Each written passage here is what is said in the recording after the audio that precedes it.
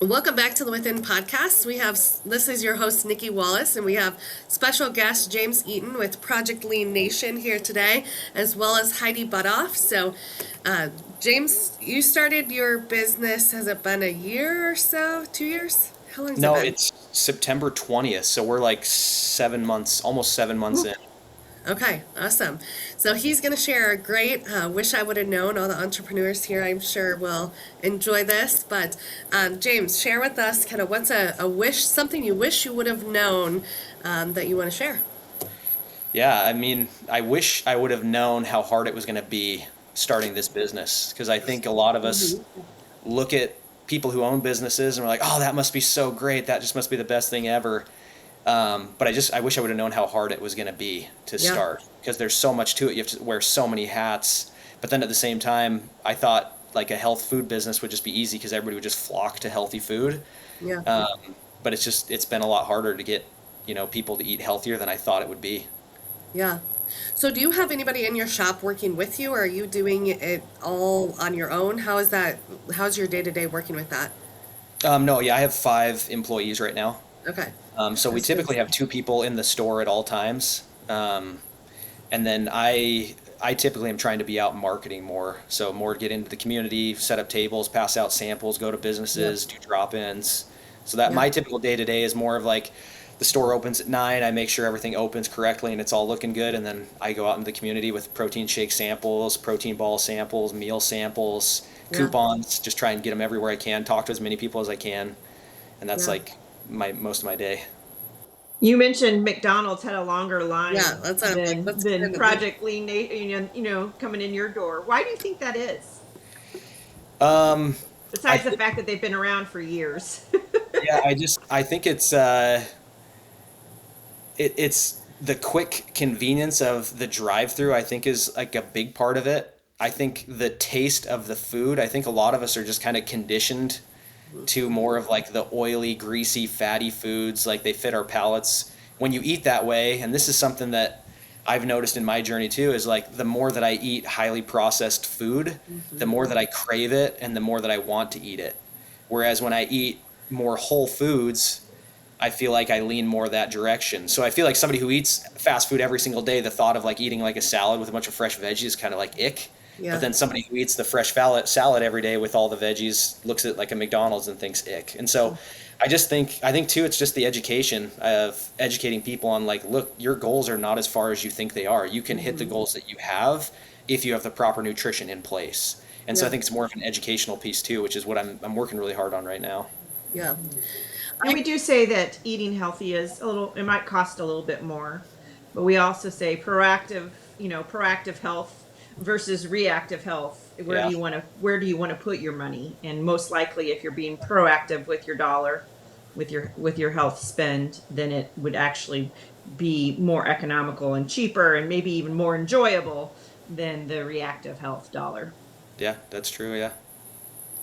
Yeah, when you mentioned this earlier, I the first thing, so I got certified as well after kind of my health journey, and I bought an epigenetic scanner and kind of went down this whole epigenetic, which is, lifestyle. So how's your environment, which is a big part of food, is a big part of that, and the processed world that we live in.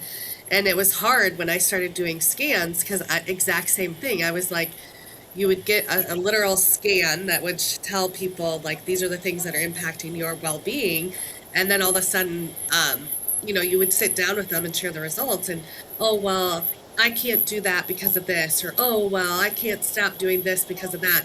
And it was amazing to me to think like, okay, you literally have this data from your own body that is telling you what's causing the headaches, or what's causing the weight gain, or what's causing some of this.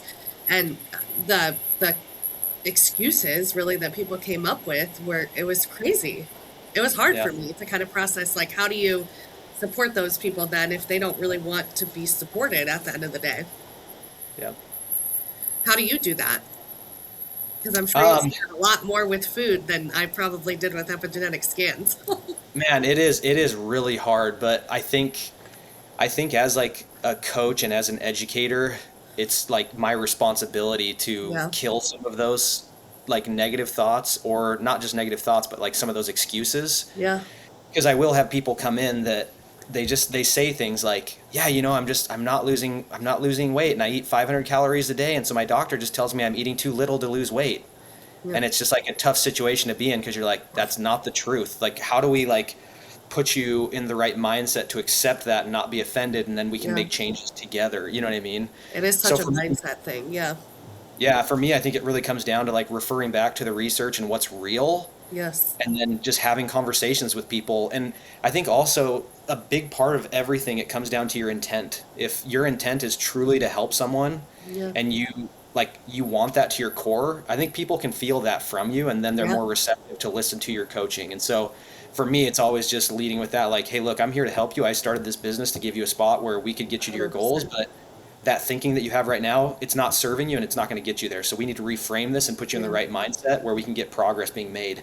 And Yeah. this is the truth. And then that's when you lead in with it. So That's why you're a good Well, I coach. think you have the right frame of mind to be a successful business entrepreneur. So Yes. I think, yeah, just thanks. keep plugging away, Yeah. telling your story. Yeah, it is hard. I've owned this company now for 5 years. It'll be 5 years in May, and I'm like, oof, the things you learn in the time, in a Yeah. very short amount of time as an entrepreneur, because you do have to do everything. But the Yes. work you're doing is important, and the things that you're doing in our community are amazing. So, we need to come in, and I need to come in and check your meals out.